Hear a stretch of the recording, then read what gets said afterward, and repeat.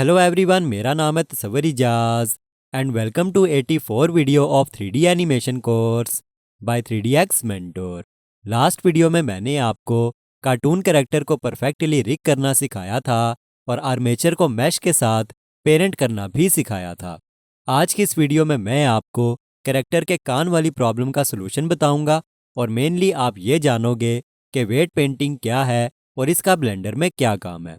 देखो, last video में हमारी कहानी यहाँ पर अटक गई थी कि अगर मैं इस लेफ्ट एल्बो वाली बोन को सिलेक्ट करके आर दबा के रोटेट करता हूँ तो कैरेक्टर का कान भी मूव होने लगता है, जबकि ऐसा नहीं होना चाहिए।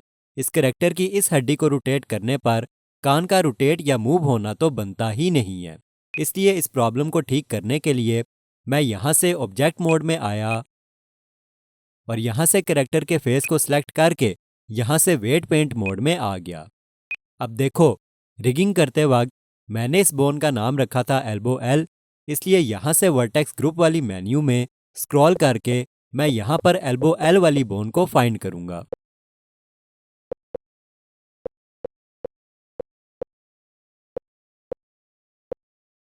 इस बोन को फाइंड करने के बाद यहाँ से मैंने इसे सिलेक्ट किया। अब अगर 3D व्यू पोर्ट में जूम इन करके मैं इस कैरेक्टर के कान के पास आऊं तो यहाँ पर इसके कान के इस एरिया पर अगर आप गौर करो तो यहाँ पर जो ब्लू कलर है वो थोड़ा सा लाइट है as compare to this dark blue colour. Anyways, अगर मैं यहाँ से इसके कान पर आके वेट पेंट करूं तो देखो यहाँ पर इसके कान का कुछ एरिया रेड, कुछ एरिया येलो, कुछ एरिया ग्रीन और कुछ एरिया स्काई ब्लू कलर का हो गया। अब मुझे आपका सारा फोकस इस कैरेक्टर के कान पर चाहिए। देखो, वर्टेक्स ग्रुप वाली मेन्यू से मैंने एल्बो एल वाली बोन को सिलेक्ट किया था और वेट पेंट मोड में आके मैंने कैरेक्टर के कान पर ब्रश चलाया।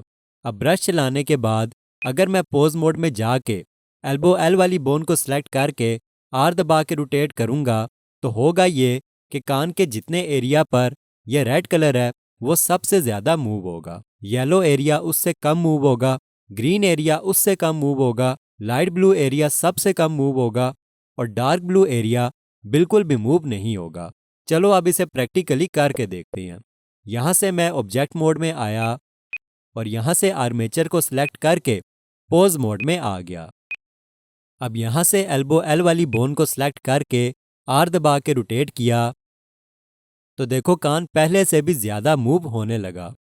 होप सो कि आप ये तो समझ गए होंगे कि वेट पेंट के ज़रिए हम ये डिसाइड कर सकते हैं कि हमारी कौन सी बोन मैश के किस एरिया पर कितना इफ़ेक्ट करेगी और इफ़ेक्ट करेगी भी या नहीं करेगी।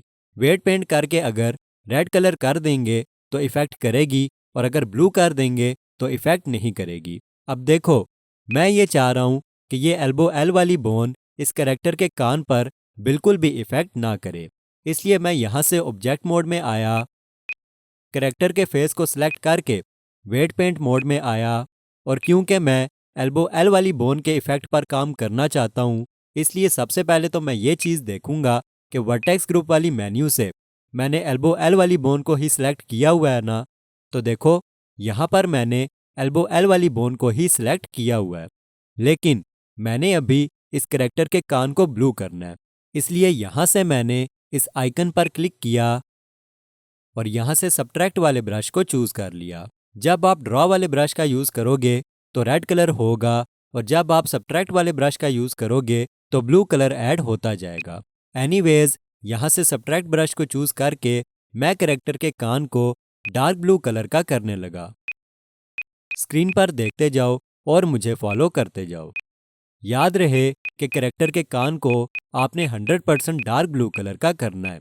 अगर थोड़ा सा भी लाइट ब्लू होगा तो भी वो थोड़ा बहुत इफ़ेक्ट करेगा, इसलिए जब इसका कान 100% डार्क ब्लू कलर का हो जाएगा तभी हमारा काम डन होगा। तो यहाँ पर आप देख सकते हो कि मैंने इसके कान को डार्क ब्लू कलर का कर दिया है। एनीवेज, नमपैड 1 दबा के मैं फ्रंट ऑर्थोग्राफिक व्यू में आया और 3D व्यू पोर्ट में अपनी मर्जी का जूम सेट कर लिया। अब यहाँ से मैं ऑब्जेक्ट मोड में आया और यहाँ से आर्मेचर को सिलेक्ट करके यहाँ से पोज मोड में आके एल्बो एल वाली बोन को सिलेक्ट करके आर दबा के रोटेट किया तो देखो अभी भी करेक्टर का कान मूव हो रहा है, लेकिन अब ये एल्बो एल वाली बोन के साथ नहीं बल्कि रिस्ट एल वाली बोन के साथ मूव हो रहा है। इसलिए यहाँ से मैं ऑब्जेक्ट मोड में आया, यहाँ से करेक्टर के फेस को सिलेक्ट करके यहाँ से वेट पेंट मोड में आया और यहाँ से रिस्ट एल वाली बोन को सिलेक्ट करके 3D व्यू पोर्ट में जूम करके करेक्टर के कान के पास आ गया। तो देखो इस एरिया से ये थोड़ा लाइट ब्लू कलर का हुआ है। बस अब यहाँ से मैंने देखा कि मैंने सब्ट्रैक्ट ब्रश ही सिलेक्ट किया हुआ है और ये देखने के बाद करेक्टर के कान पर वेट पेंट करने लग गया। स्क्रीन पर देखते जाओ और मुझे फॉलो करते जाओ।